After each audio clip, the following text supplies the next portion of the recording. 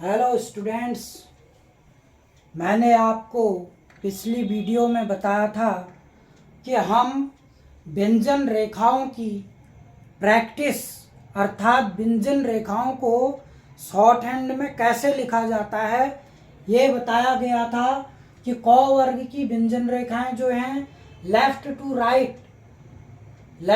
Right यानी कि बाएं हाथ से दाएं हाथ की तरफ लिखी जाती हैं और हॉरिजेंटल होती हैं। इसी तरीके से हमने बताया था कि चौ वर्ग की व्यंजन रेखाएं अधोमुखी लिखी जाती हैं टॉप टू बॉटम की ओर और 60 डिग्री की होती हैं, और टॉ वर्ग की व्यंजन रेखाएं भी टॉप टू बॉटम अर्थात अधोमुखी 90 डिग्री की होती हैं। तौ वर्ग की व्यंजन रेखाएं वक्राकार होती हैं जिनको हम अधोमुखी टॉप टू बॉटम की ओर लिखते हैं। ऐसे ही हमने देखा था पौ वर्ग की व्यंजन रेखाएं जो अधोमुखी होती हैं टॉप टू बॉटम की ओर लिखी जाती हैं। इसी तरह से हमने देखा था अंतस्थ व्यंजन जिसमें सभी व्यंजन रेखाएं जो हैं ऊर्ध्वमुखी, और इसमें से दो व्यंजन रेखाएं र और ल जो कि दो तरीके से लिखी जाती हैं सुविधा के अनुसार, डाउनवर्ड और अपवर्ड। तो हम यहाँ पर देखते हैं कि अंतस्थ व्यंजनों में य र ल व ये तीनों क्या हैं, य र और व 30 डिग्री के एंगल से अपवर्ड लिखी जाती हैं, और वहीं ल जो है वक्राकार अपवर्ड और डाउनवर्ड दोनों तरीके से लिखा जाता है।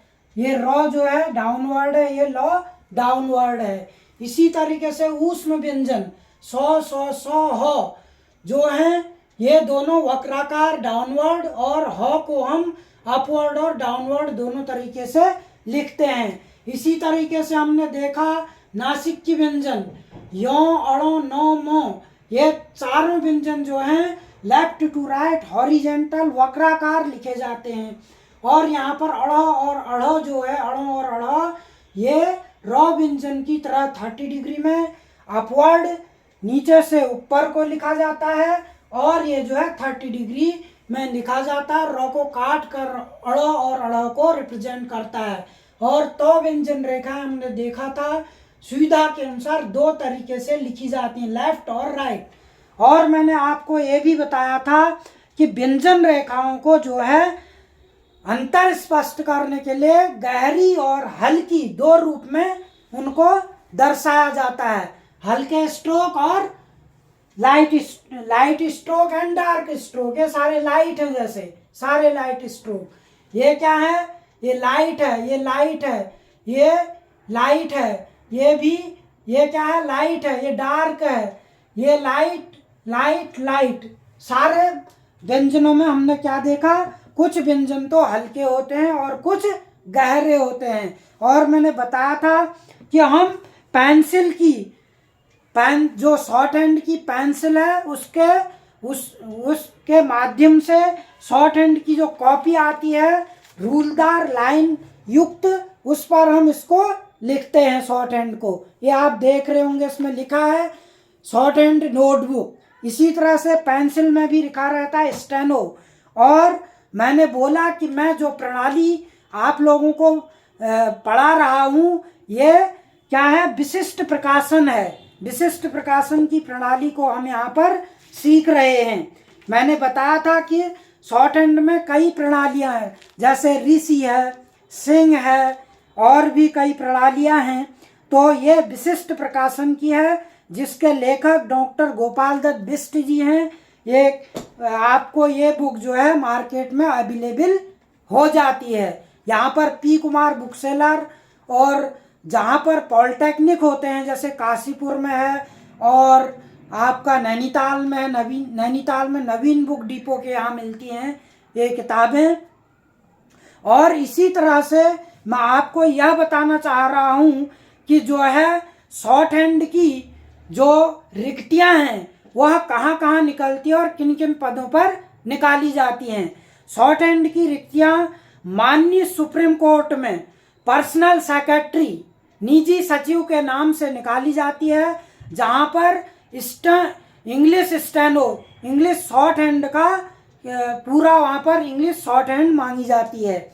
इसी तरह से माननीय हाई कोर्ट में भी जो है इंग्लिश शॉर्ट हैंड के पद निकलते हैं, वहाँ पर भी हम ये पद जो है पर्सनल सेक्रेटरी के नाम से जानते हैं।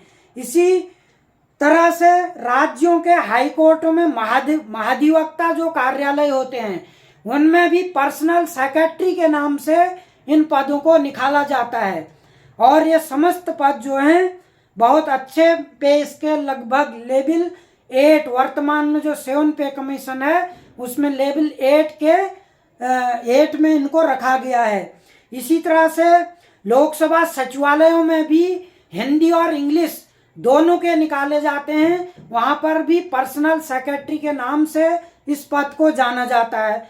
ऐसे ही राज्यसभा सचिवालय जो हमारे राज्यसभा सांसद होता है उसमें भी पर्सनल सेक्रेटरी के नाम से ही रिक्तियां निकाली जाती हैं। इसी तरीके से भारत सरकार के विभिन्न विभागों में जितने भी भारत सरकार सेंट्रल गवर्नमेंट के अनेक डिपार्टमेंट में हैं उनमें जो है वहाँ पर पर्सनल सेक्रेटरी या पीए पर्सनल असिस्टेंट से के नाम से निकाली जाती हैं, जिनका recruitment staff selection commission of India के द्वारा किया जाता है, जिसमें एसएससी के नाम से फॉर्म निकलते हैं जो लिखा रहता है एसएससी C&D आशुलिपिक, इस नाम से रिक्तियां निकाली जाती हैं।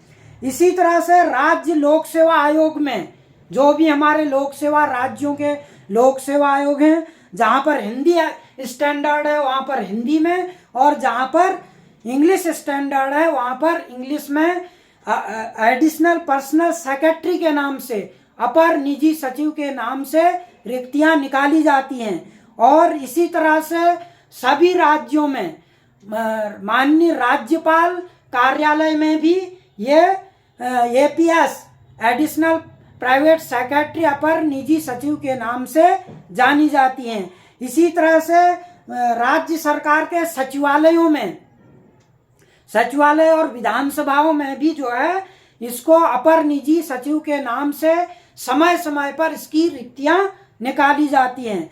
इसी तरह से जो हमारे राज्य हैं उनमें जो श्रम कोर्ट हैं, आपके सिविल कोर्ट, श्रम न्यायालय और पारिवारिक न्यायालय जो होते हैं फैमिली कोर्ट, उसमें भी जो है personal assistant and senior personal assistant के नाम से शॉर्ट हैंड के पदों को समय समय पर निकाला जाता है, जिसकी रिक्तियां निकलते रहती हैं। और ऐसे ही जो है हमारे राज्य सरकार के अधीन जितने भी समस्त डिपार्टमेंट होते हैं उनमें जो भी हमारे शासकीय कार्यालय हैं और अर्ध शासकीय कार्यालय हैं तथा निगम हैं, वहाँ पर भी जो है पर्सनल असिस्टेंट व्यक्तिक सहायक ऑब्लिक वरिष्ठ व्यक्तिक सहायक के नाम से इसकी रिक्तियां निकाली जाती हैं। इसके अलावा भी पुलिस विभाग में जो पुलिस प्रशासन है उसमें ASI के नाम से निकाली जाती हैं। इसी तरह से जो हमारे अर्धसैनिक बल, पैरामिलिट्री और हमारे जो सैनिक मिलिट्री उपग्रह हैं उसमें भी जो है ASI के नाम से स्टेनो के पद जो हैं रिक्तियां निकाली जाती हैं। इसी तरह से हमारे पॉलिटेक्निक संस्थानों में भी जो है इसके टीचिंग के लिए पद निकाले जाते हैं, जिनको अनुदेशक के नाम से या लेक्चरर के नाम से जाना जाता है। इसी तरह से औद्योगिक प्रशिक्षण केंद्र जो ITI होते हैं राज्य सरकारों के अधीन, वहाँ पर भी इसकी अनुदेशक इंस्ट्रक्टर के नाम से पद निकाले जाते हैं। जैसे समाज कल्याण के जो ITI हैं वहाँ पर भी निकाले जाते हैं। तो इसी तरह से लगभग समस्त विभागों में शॉर्ट हैंड के पद समय समय पर रिक्तियां निकाली जाती हैं, जिसकी जो क्वालिफिकेशन है, शैक्षिक अर्हता है, वो लगभग इंटर और आजकल जो है मोस्टली स्नातक ग्रेजुएशन जो है कम से कम वहाँ पर मांगा जाता है। तो मैंने आपको बताया कि शॉर्ट हैंड की जो रिक्तियां हैं वो कहाँ कहाँ पर निकाली जाती हैं। तो आप जो है बड़ी मेहनत और लगन के साथ जो है शॉर्ट हैंड को सीखिए और अपने कैरियर को ब्राइट करने के लिए कड़ी मेहनत कीजिए। और आप जो है सरकारी एवं जो भी हमारे निगम उग्रह हैं, अर्ध शासकीय विभाग हैं, उनमें आप कार्यरत हो सकते हैं। तो मैं आपको यही बताने के लिए अभी मैंने मेन जो मेरा टॉपिक था कि शॉर्ट हैंड जो हम पढ़ाते हैं उसकी रिक्तियां कहाँ कहाँ निकलती हैं, ये जानकारी भी बहुत ज़रूरी है। राज्य सरकार के अधीन लगभग जितने भी विभाग हैं सभी में एक एक, ये हर ऑफिस में एक या दो जो है स्टेनो, जो पुराना नाम स्टेनो था, आज का नाम जो है पर्सनल असिस्टेंट या सीनियर पर्सनल असिस्टेंट, वैयक्तिक सहायक या वरिष्ठ वैयक्तिक सहायक के नाम से जाना जाता है। और इसी तरह से जो है हमें सरकारी, अगर हम विभागों में तैयारी कर रहे हैं तो हम इसकी बहुत अच्छी तैयारी हमें करनी चाहिए।